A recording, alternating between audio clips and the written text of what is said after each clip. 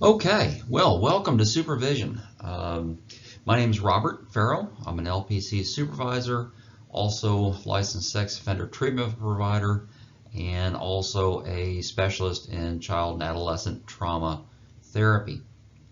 For those that haven't had a chance to get to know me, I am nearing the end of my doctoral studies. I'm currently in the dissertation phase, having started the actual surveys themselves. So this supervision session, we're going to be looking at case conceptualization. And I've noticed amongst many of my associates now and in the past, this is an area that it may not be getting taught as it used to be. And so that's why I've made this video. This is in no way intended to be a complete survey of what a case conceptualization is or what it would actually be able to do in its fullest extent. By all means, investigate this more. I have a list of references at the end of this video, and I think it'd be really beneficial for you as an LPC associate to investigate this more, become better. The whole point of this is to develop best practices, the way you can become better, make the field better, help your clients better, and just come away knowing that you have done all the professional things you can do to be the best that you can be as a counselor. So having said that, let's go ahead and get started.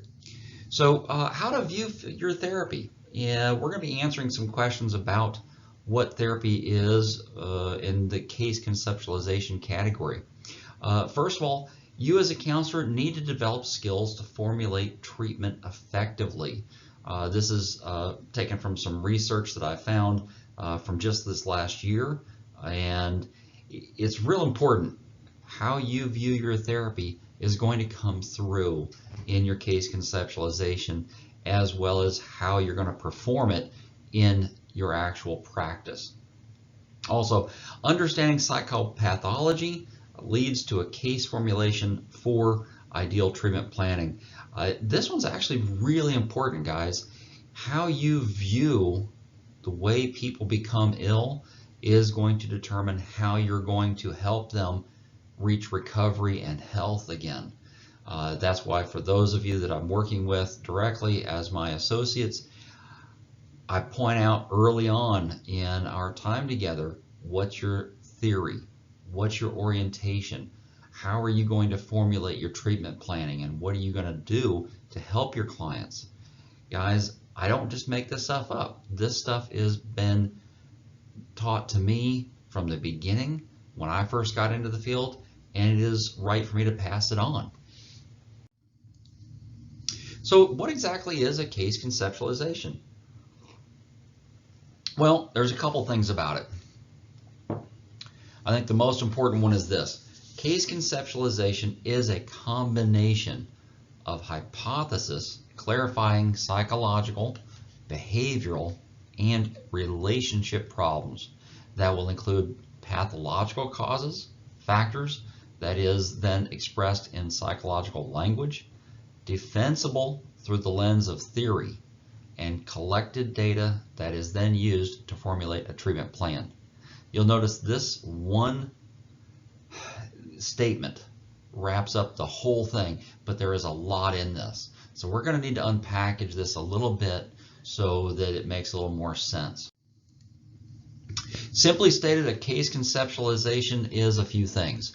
One, it's a formulation of ideas, okay? Your ideas, the theories of others, the ideas that you've been taught in school, the things you've picked up in your experience. There again, it is theoretical. This is not law. It is not written in stone. It does change and can change. Again, it's a roadmap.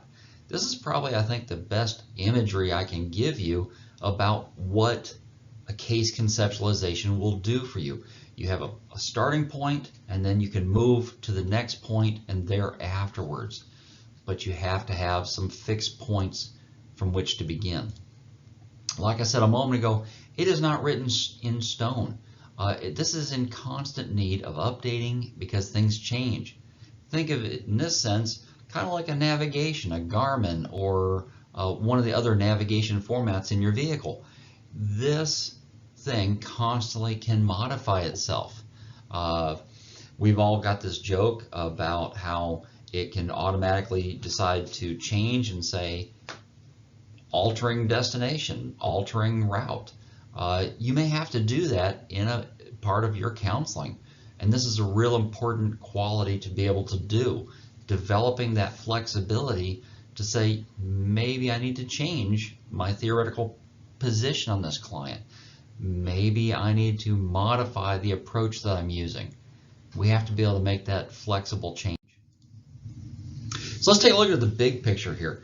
Now, one of the things I found was from Meyer in 1999. He stated, a case conceptualization is a broad term referring to the interpretations counselors hold about their clients, including both a description of the causes a client's problem and the counselor envisions the best way to help them.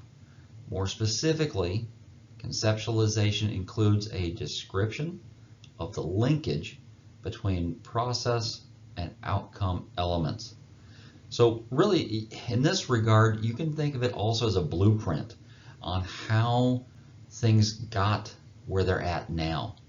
Before your client came to you, before you meet them at the hospital for your initial interview, before they came to your office, before you had any contact with them at all, how did they get to where they're at? If you have a theory in mind, the theory will already tell you what to think about. How did they get unhealthy? How did they develop these problems? Okay. Currently, in our immediate zeitgeist, we're following the concept of trauma-informed care, which is something we'll discuss in another video. But at this point in time, recognizing that trauma has a major influence leads a minor modification to our big picture of how our theory influences the outcome. Now, there's three parts to a case conceptualization. I'm going to go over them right now. Part one is the hypothesis. What caused the problem? From your theoretical perspective, what generated unhealth or dis-ease in your client? What's causing their anxiety? Where's it coming from? How did it develop? How did it evolve? What are the elements that are included? This is a real issue with regards to, are you taking a cognitive approach, a top-down, or are you using more of an emotionally focused bottom-up approach to your counseling? Okay, important things to be aware of. This is why having a theory in mind is so important. Part two, the hypothesis of how the client will improve or find health again via the interventions used by you, the counselor. Okay, part two is the theory meeting the road. We're getting into the reality of taking a theory, which is just a concept, and then putting it into use. How is it going to function? Lastly, the element of implementing an evaluation. If we just blindly go through our counseling with this theory in mind, we end up pigeonholing people into what may not be accurate. You have to evaluate it because you're going to get new information with each and every session. From your initial intake, where you do your assessment, your biopsychosocial, they may forget at that moment that something took place years ago. And then 3 or 4 sessions later, you find that information out, and it's like, wait a second, that changes the whole paradigm. That changes what caused this problem. We have to be ready for that. We have to evaluate that. Okay, the problem hypothesis has 3 sections in it, and I think this is an important component for us to look at, simply because in developing your theory as to how they got this way is real important. So section 1, evaluation of the client's observable behaviors, their symptoms related to the problem. Okay, so here's where your biopsychosocial is going to be real important. You want to watch that video, develop your skills in getting this information. We can get it not only from the assessment we do, which would be a structured interview. You can also get it from using questionnaires, inventories. Some of those good ones would be, for example, Beck's Depression Inventory. There's tons of them. There are so many different tools you can use in inventories that I'm gonna have to cover another video for that alone. So we have to evaluate all of this information and bringing it all together at one time. Second section, organizing, arranging those diagnostic observations, looking at the criteria, formulating your hypothesis about the cause and the pathological mechanisms that took place within the client that created this fundamental problem. How did it develop? Okay. They didn't just spring up one day. There had to be something that led to it. Okay. In trauma work, the most obvious, of course, would be being able to identify an event that took place. Okay. PTSD has specific criteria. They must be obtained. If they're not, then you don't have PTSD. The same's true with schizophrenia, schizoaffective, bipolar disorder. Anything in the DSM is going to have criteria. Are you getting those criteria from your assessments and the various tools you can use? Are you then organizing them in such a way that they make sense, that gives you a picture that you can translate verbally into an organized idea of the problem? Your hypothesis of the problem is dependent upon all of that information. You have to take it all at one time, bring it together, and coalesce it into a clearly transferable bit of information. Lastly, section 3, orientation. This is where we're going to take some assumptions based upon our theory that you're choosing. Okay, you can be CBT oriented, you can be Gestalt, you can be Adlerian, you can be Freudian. It really isn't going to matter which theory you gravitate towards, as long as you stick to it. Okay. Now, if you want to be eclectic, that's okay too, but you have to be able to coalesce them into another usable functional theory that works. Okay. Each one has its own pros and cons. These 3 sections of how the problem developed is then going to lead you into the next part. Your solution. How are you going to help people? What theory are you going to pick from? Here's going to be some more little things to think about. In picking your theory, which one matches up with your personality type? Okay. You need, as I would say all of us need, to be able to match and be genuine with what we're telling people. If you don't believe the theory, it's not going to work for you. You have to believe it, you have to trust it, you have to almost live it to be truly genuine. Okay? You can probably tell based upon my use of terminology kind of where I'm leaning theoretically. Identifying how that theory and the views of that theory cause illness, the correlations, the connections, the developmental qualities of it. Okay? Each theory added with human development and growth, added with psychopathology. When we bring all of those together, we're having a better image of what's going on. Also identifying how does that theory view the pathway to recovery? Okay. For example, probably the easiest that I can think of would be how cognitive behavioral views becoming well versus, say, logotherapy. Are they both top-down? No. Logotherapy actually falls in the category of an emotionally focused theory. It's more of a bottom-up approach where it's looking at meaning in life. It's looking at, yes, that's a cognitive element, but we have to look at the emotional components and the physical sensations that are in those elements and what meaning we apply to them.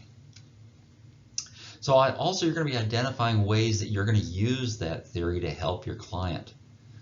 Now, in forming your treatment plan, this is where this comes into play. Okay, what are the client's goals? That was a part of your initial intake assessment. asking them what they want to achieve, helping them reach their goals. Now, yes, you may have ideas about what they really need, but if those don't match up with what they want to accomplish, then you're going to run into resistance. You're going to run into some difficulties. I'll cover that in a whole other video as well. But forming your treatment plan is based upon their goals. It's also based upon the theory that you hold to. Additionally, how do we use our goals and our theories to assist them?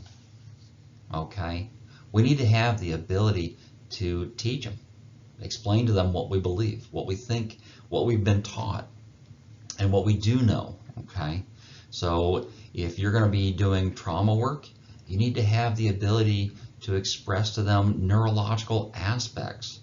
Okay, if you're going to be doing just pure cognitive work or cognitive behavioral work, you need to have the ability to express to them those ideas and those theories on how they're going to help them. Here again, I think it's real important that, yes, you've all gone to school, you've got excellent educations, you know how to use psychological wording, but our clients didn't. So we need to have the ability to be able to interface with them without using that psychological jargon, that psychobabble, the stuff that they look at us and go, that's great, what does it mean? Give it to them in a clear, easy to understand way, simply because they don't need to hear all of that fancy word usage. When you're creating your case conceptualization, I would suggest even writing it down, putting the theory on paper. How is it going to work out for you? At least until you get a better hang of it. And then put it in word usage that anyone that from your supervisor, such as myself, or your supervisor at work, or even your client, they can read through it and say, okay, I see where you're heading with this. I see what needs to happen. Evaluation. Now we're kind of starting to get towards the end of this video, but also the end of the case conceptualization itself. We have put together our theory of the problem. We've put together our theory of a solution, and now we're looking at, is it working? So evaluate part one. Is the problem hypothesis changed? As you've gone through treatment, as you've gone through and helping them, has new information come in? If it has, you have to reevaluate what's going on. Evaluate part two, the solution hypothesis. If you've got new information from the first part, then it may influence the second part. And if that's the case, what are you going to do differently to help? How are you modifying your ways of getting them to their destination? Remember the roadmap idea. I think another good analogy would be that of a flight plan.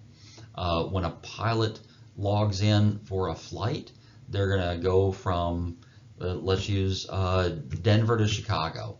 Well, in order to do that, they have to log in a plan. They're going to be going north by northeast at a certain height, a certain distance, a certain direction. They have to bypass certain areas of the country for whatever reason, and how they're going to do it. Weather influences that. As information comes in, they have to modify that. Even in mid-flight, they make modifications. It's a requirement. So, but they have to log a plan. It's an idea of how they're going to get there. Evaluating the client's responses. This one here can actually be one of the harder parts of putting together your case conceptualization. How are they responding? Is it working for them? Are they following through with it? So, for example, if you give them a CBT approach, a homework assignment of developing a thought log, but they only put in a couple thoughts. They only jotted down a little bit. Well, they're missing half of the purpose of it. They're missing the ability to look at and determine, is there a pattern happening? What's going on? What's the context of the situation that they're running into? So you may have to reevaluate your approach. If that one's not going to work, you'll have to find another one. Additionally, let's say it does work. Let's say what you're doing works really well and they're improving. Well, at some point in time, we can't just ethically keep them in services indefinitely. Now, if they want to change their goals, I've had people do that. They get through one problem and they realize, hey, something else come up. We need to change our treatment plan. We need to change our goals for counseling. Okay, the problem that may have brought them in may not be the problem that they're really needing to work on. So you have to evaluate that, evaluate their response to everything, and make adjustments. Okay, guys, as we wrap up, I want to point out here's some of the materials that I used. Feel free to look them up for yourself. There is a lot more out there.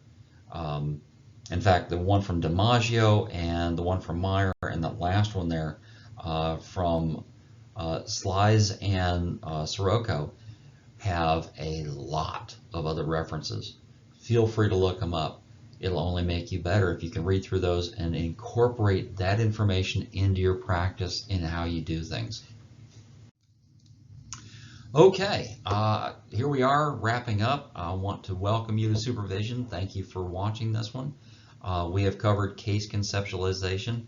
Like I said, this is not intended to be a complete hegemonic kind of review. This is intended to get the ball started. As an LPC associate, we have to start somewhere on development and growth. This is a great place to begin, not just after watching the biopsychosocial and getting to know our ethics and the administrative code, if you're in Texas, the TAC, but as you develop, as your counseling skills improve, learning how to think differently is really going to be a key component to helping you develop as a counselor. So until next time, I'll see you then. Enjoy and keep doing what you're doing and stay ethical.